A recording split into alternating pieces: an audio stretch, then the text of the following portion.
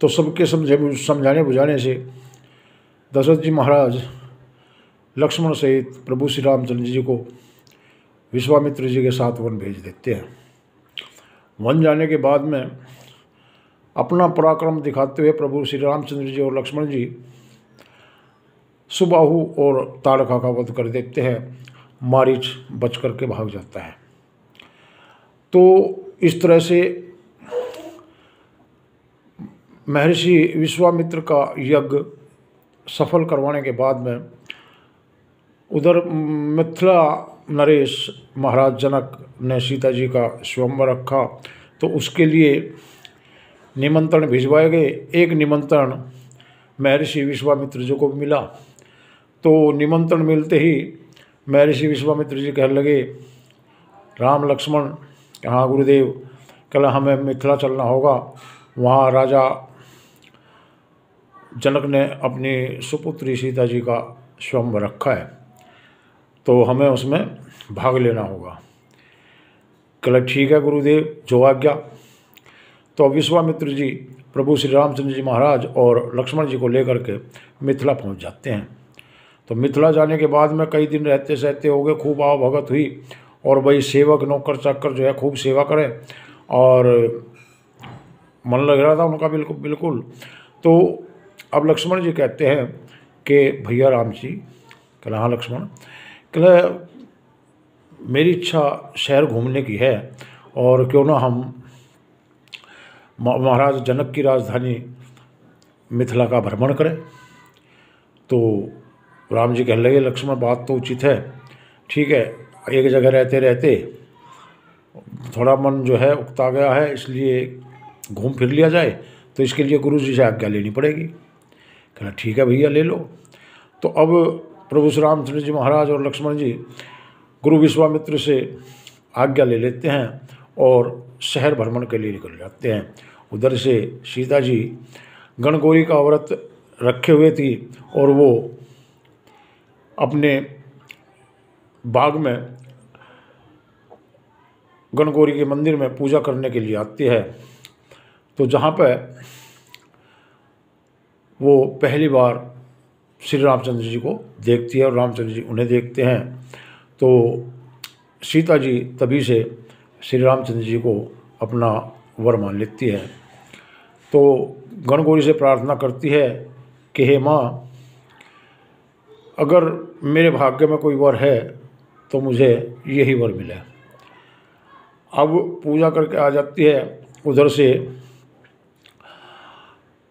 स्वयंवर का दिन आ जाता है और सभी राजा महाराजे सभागार में इकट्ठे हो जाते हैं। बीच में शिव धनुष रख दिया जाता है और कोई भी राजा, यहाँ तक कि रावण भी उसको नहीं तोड़ पाता। बाणासुर जब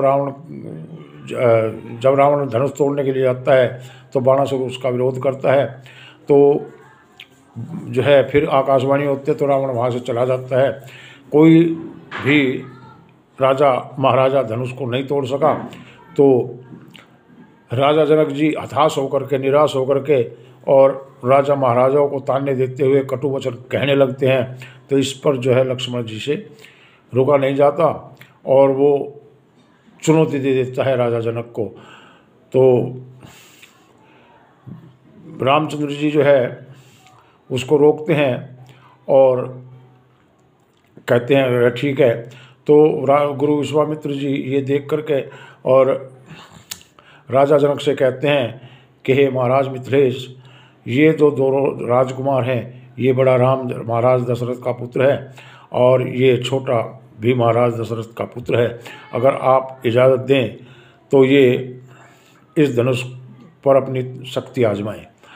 तो राजा जनक कहने लगे कि इतने बड़े बड़े धुरंधर जब इस धनुष को नहीं तोड़ पाए तो ये क्या तोड़ेंगे। कहला महाराज आप एक बार अनुमति दें। तो राजा जनक ने अनुमति दे दी और महर्षि विश्वामित्र की इजाज़त से महाराज श्री रामचंद्र जी महाराज शिव जी के उस धनुष को प्रत्यंचा चढ़ाते हुए तोड़ देते हैं। तो इस प्रकार से सीता जी का स्वयंवर पूर्ण होता है और महाराज दशरथ बारात लेकर के जाते हैं और बेटे और बहू को विदा करवा के ले आते हैं। तो रावण जब वहाँ से चला तो कह के गया था कि हे सीते, मैं तुझे स्वयंवर में नहीं जीत सका तो एक दिन गढ़ लंका जरूर दिखाऊंगा। तो ये सब होनी थी, बलवान थी। तो बहू बेटे घर आ जाते हैं तो उधर से राजा जनक जी वृद्ध हो चले थे, तो वो महाराज श्री रामचंद्र जी को अपना युवराज घोषित कर देते हैं और राज तिलक का दिन मुकर्रर कर देते हैं। तो अब जो मंथरा थी, मंथरा की जिह्वा पर सरस्वती बैठ जाती है और मंथरा कैकेयी को भड़काती है, क्योंकि मंथरा जो है भरत से ज़्यादा प्यार करती थी। क्योंकि रामचंद्र जी के बाद वो, इसका कारण था कि रामचंद्र जी के बाद में, क्योंकि रामचंद्र जी तो जटायु को दे दिया गया था और उसके बाद में राजा दशरथ का बड़ा लड़का जो है भरत ही था। तो अब माँ जो है कैकेयी अपने वचन मांगती है, जो उसने देवासुर संग्राम में महाराज दशरथ के पास अपनी अमानत छोड़ी थी। तो उसमें जो है क्या नाम, भरत को राज तिलक और राम को 14 वर्ष का वनवास मांगने के पीछे भी एक कारण था कि श्री रामचंद्र जी का पराक्रम उन्होंने देख लिया था और अयोध्या की जो घुसपैठ थी वो बंद हो गई थी। तो अब उन्होंने सोचा कि अगर 14 वर्ष तक राम वनवास में रहेगा तो सारे आताताइयों को समाप्त कर देगा। तो राष्ट्र की और देश की और प्रकृति की सुरक्षा के लिए कैकेयी ने अपने छाती पर पत्थर रखा और ये वर मांगी। तो वर मांगने के बाद में राजा दशरथ ने उसको बहुत मना करा। राजा दशरथ निहाल हो गए, वो बेढाल हो गए और भाई जो का नाम बिल्कुल चलने फिरने से भी लाचार हो गए। उधर पिता की और माता की आज्ञा मानते हुए प्रभु श्री रामचंद्र जी महाराज वन को चले जाते हैं। उधर से राम के वियोग में, क्योंकि रामचंद्र जी महाराज जटायु के अमानत थे, इसलिए दशरथ जी उनको वन भेजना नहीं चाहते थे, लेकिन कैकेयी नहीं मानी। तो इस प्रकार से राम वियोग में नहीं बल्कि अपनी अमानत की रक्षा ना करने के उसमें महाराज दशरथ अपने प्राण त्याग देते हैं।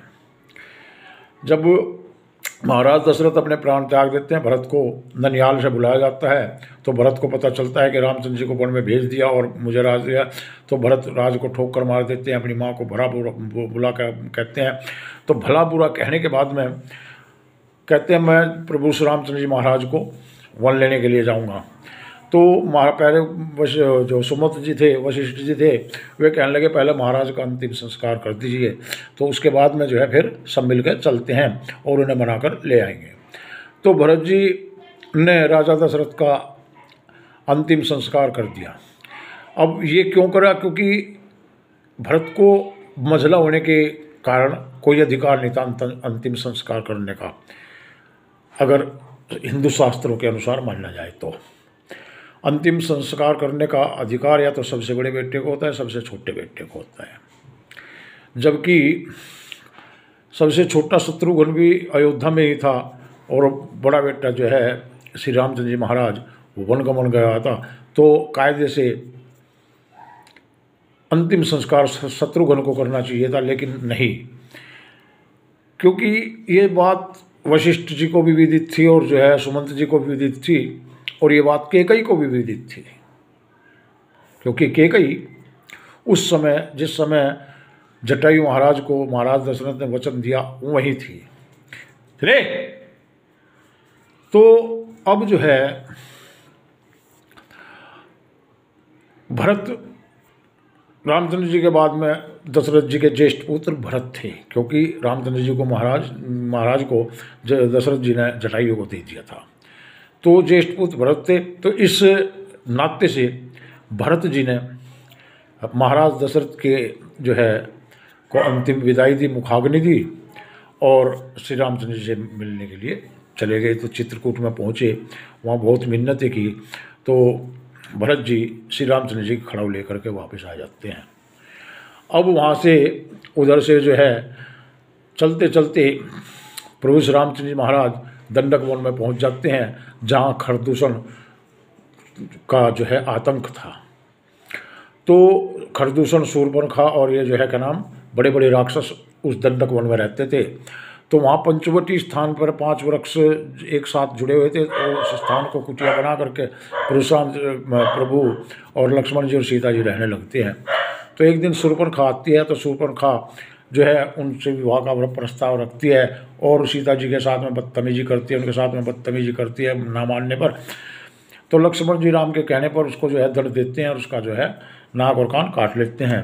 वो रावण से जाकर कहती है, खरदूषण से कहती है, खरदूषण मारे जाते हैं। रावण से जाकर कहती है, तो रावण अपने मामा मारीच जो उस समय बच के भाग गया था और वो भक्ति में लीन हो गया था, तो वो कहता है कि राजा जब इस तरह की बात है, कहला महाराज ये बात बढ़िया नहीं है और आप एक चक्रवर्ती नरेश हो और आप एक जो है परिस्त्री का हरण करोगे, ये आपको शोभा नहीं देता। कहला ये नाक की बात है, उनने मेरी बहन के साथ में ऐसा करा तो मैं भी ऐसा करूँगा।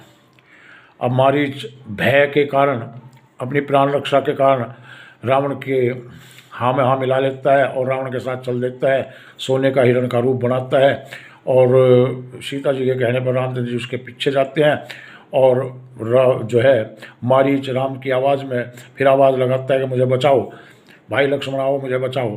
तो सीता जी लक्ष्मण जी को ज़बरदस्ती भेज देती है। रावण साधु के वेश में आता है और सीता जी का हरण करके ले जाता है। राम लक्ष्मण जी आते हैं, सीता जी को नहीं पाते हैं। तो क्या होता है कि जटायु जी जो रास्ते में थे वे सीता जी का जो है क्या नाम विलाप सुन के और रावण के साथ टकरा जाते हैं। रावण उन्हें घायल, बुरी तरह से घायल कर देता है और सीता जी को लेकर चला जाता है। तो अब सीता जी की खोज में लक्ष्मण जी और रामचंद्र जी निकलते हैं और रोते बिलखते जाते हैं। ठीक है, तो पेड़ पक्षियों से पूछते हैं, सबसे पूछते हैं, भाई तुमने सीता जी को देखा है नहीं देखा है, सीता जी को देखा है देखा नहीं देखा है। तो अब उन्हें रास्ते में एक जगह जटायु जी घायल अवस्था में पड़े मिलते हैं और वो उनके पास जाते हैं। तो जटायु जी उन्हें बताते हैं कि वो उसको इलाज के लिए कहते हैं। तो जटायु जी कहते हैं, बेटा अब मेरा अंतिम समय आ गया है, इलाज का कोई फ़ायदा नहीं है और सीता जी को लंकापति रावण हरण करके ले गया है, तो आप लंका में जाओ और सीता जी को वापस लाओ, मेरी पुत्र वधू है। तो अब जो है इतने कहकर जटायु जी प्राण त्याग देते हैं। तो प्राण त्यागने के बाद में रामचंद्र जी उसका जो है अंतिम संस्कार करते हैं, क्योंकि प्राण त्यागने से पहले उन्होंने कहा था जटायु जी ने कि आप ही मेरा अंतिम संस्कार करोगे और आपके गोद में मरना मेरे लिए सौभाग्य की बात होगी। तो हे श्री राम, आप ही मेरा अंतिम संस्कार करोगे। जबकि रामचंद्र जी को लेने का वचन लेने से पहले जटायु जी भरे पूरे परिवार के मालिक थे, उनकी संतान भी थी, पुत्र भी थे, पुत्र वधू भी थे, सब कुछ था। लेकिन वो उनसे पहले थे, उनके बाद में दशरथ जी से उन्होंने वचन लिया था। तो इस प्रकार से राम जी जटायु के ज्येष्ठ पुत्र हुए और ज्येष्ठ पुत्र होने के नाते रामचंद्र जी महाराज ने जटायु का अंतिम संस्कार किया और अंतिम संस्कार करके सीता जी की खोज में आगे बढ़ गए। तो ये था किस्से का दूसरा भाग। और इसी प्रकार के अगर आप किस्से सुनना चाहते हैं तो मुझे कमेंट में बताएं, मैं आपको ऐसे ही किस्से और भी सुनाता रहूं। राम राम, हर हर महादेव, जय माता दी, सत श्री अकाल, जय भारत माता की।